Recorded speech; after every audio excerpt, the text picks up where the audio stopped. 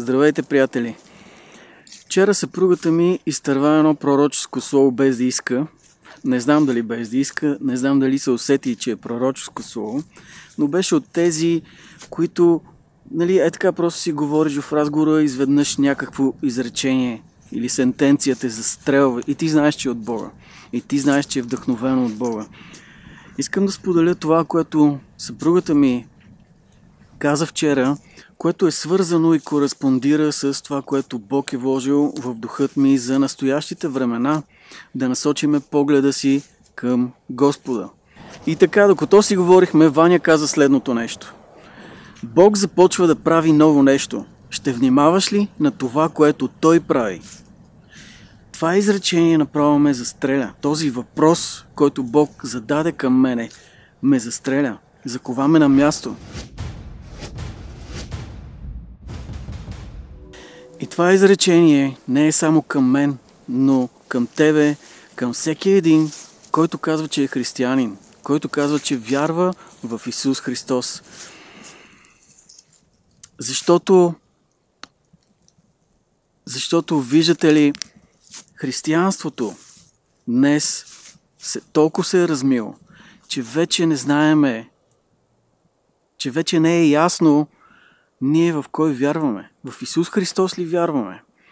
В църковното събрание ли вярваме? В хвалението ли вярваме? В пастора ли вярваме?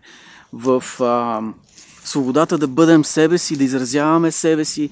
Всякакви учения навлязаха в християнството и християнството толкова се разми, до толкова се разми, че вече не знаеме кой наистина е последовател на Христос. Затова Бог прекратява целият този период и започва нещо ново. Започва сам да гради. Сам да гради своята църква, сам да организира своята войска. Разбирате ли, хората станахме проводници на всякакви лъжеучения. Включително и пастори, най-вече лидерите, чрез които Сатана света вкарва своите лъжеучения. Да, ние вярваме и разчитаме на тези хора. Но Бог казва, аз започвам да правя нещо ново, ще внимаваш ли на мене, на това, което аз правя? И вижте, акцента пада върху това, че Бог прави нещо. Не пастора, не лидера, не водача на хваление. Не някой човек. Бог започва да прави нещо. Много е важно и съществено ние да насочиме погледа си към Бог, към Исус, защото Той лично, казва Словото, е главнокомандващ на своята армия. Това не значи, че Бог ще спре да работи чрез лидерство, чрез пастори, апостоли, но те са Негови служители. Те са просто Негови служители, както ти и аз сме. Бог няма да работи така, както е работил досега, чрез великият изцелител, който ще дойде и който ще се моли и ще се изцелят хиляди, милиони на един стадион. Това няма да го виждаме вече. Но Бог ще работи чрез личността, чрез тебе. Бог иска да те накара тебе да се обърнеш към Него и да поискаш изцелението си от Него. И тогава Бог ще ти даде изцелението. Бог ще работи по този начин. Когато ние лично внимаваме на това, което Той прави. Когато ние лично напрегнем сетивата си, слушането си, вниманието си, молитвата си към Исус, да чуеме от Него, Неговото водителство, какво да направим, когато планината се изправи срещу нас, какво да направим, когато сме болни, когато имаме финансови проблеми, каквито и да са проблеми.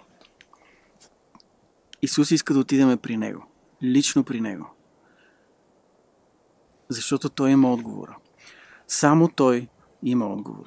Човек може да ви даде съвет, но няма да ви даде отговора. Пастора може да ви даде съвет. Приятелят може да ви даде съвет. Не е лошо да се консултираме и да искаме съвет от приятели, лидери, каквито и да са хора. Но те не са Исус. Нека да запомним това, че те не са Исус. Ние трябва да искаме отговора от Исус. И в крайна сметка да следваме пътя, който Исус ни показва. Това, което Бог е вложил в духът ми, много кореспондира с едно библейско пророчество, за което много хора няма да са съгласни, че е точно, че се отнася за днешните времена, но чуйте какво искам да кажа и нека поразсъждаваме върху него, както казва Словото. Пророчество не презирайте, но разсъждавайте. В Йоил 2 глава пророка говори за армия. Армията на Господа. Божията армия, която Той събира, която лично Той ще предвожда, която няма да бъде водена от лидери, от хора, но ще бъде водена лично от Бог. Армия, която всеки върви в своя ред. И дори когато пада, пак се изправя и продължава. И не се блъскат един друг в редиците, но всеки върви в своя ред. Армия, която е синхронизирана не от човек, не от хора, а от Бог. Лично от Бог. Защото вижте, хората днес, лидерите днес, те не синхронизират Божията армия, те разделят Божията армия. За съжаление, това е факт. Пасторите, всеки си прави негова църква.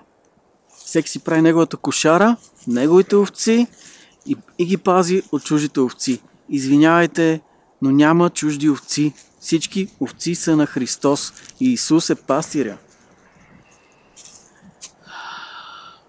Това е днешната ситуация, която наблюдаваме с лидерите. Те, за съжаление, разделят християните на групички, на своите групички. Не на групата на Исус, а на своите групички.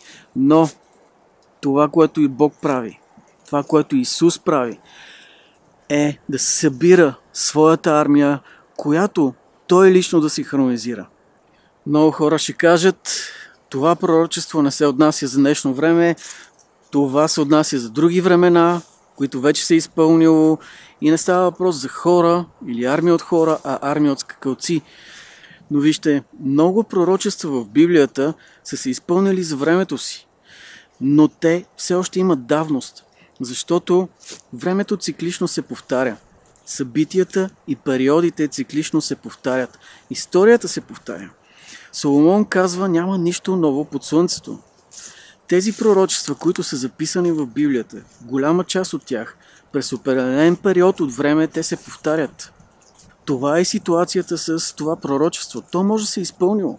И то се е изпълнявало през годините много пъти, многократно. Днес отново идва ред това пророчество да се изпълни. Тази армия да бъде събрана от Исус, главнокомандващия. Така че, дързайте, братя и сестри, нека се присъединим към армията на Христос. Какво значи това да се присъединим към армията на Христос? Това значи да приемем призива, който Бог има за нас. Ако ти знаеш в какво Бог те призовава, хвани този призив и започни да го вършиш. Намери хората, с които Бог ще те събере. Бог ще те събере лично. Не чакай пастора или лидера да те разпознае и да ти организира някаква групичка и да ти даде задачи и да ти каже, ето това е твоята група, ти ще служиш с тях и ще правиш това и това. Не. Исус. Вземи призива си от Исус. Вземи призива си лично от Исус. И повярвай на Него, че Той ще те събере с хората, които Той има предвид. И Бог ще събере. Бог ще събере с хората, които е предвидил, с тима, който е предвидил. Просто направи крачка на вяра и започни да ходиш в призива. Това е армията на Исус. Това е армията на Господа, която Той събира. Направи крачка на вяра, намери своя тим с помощта на Господа и започни да ходиш в призива си.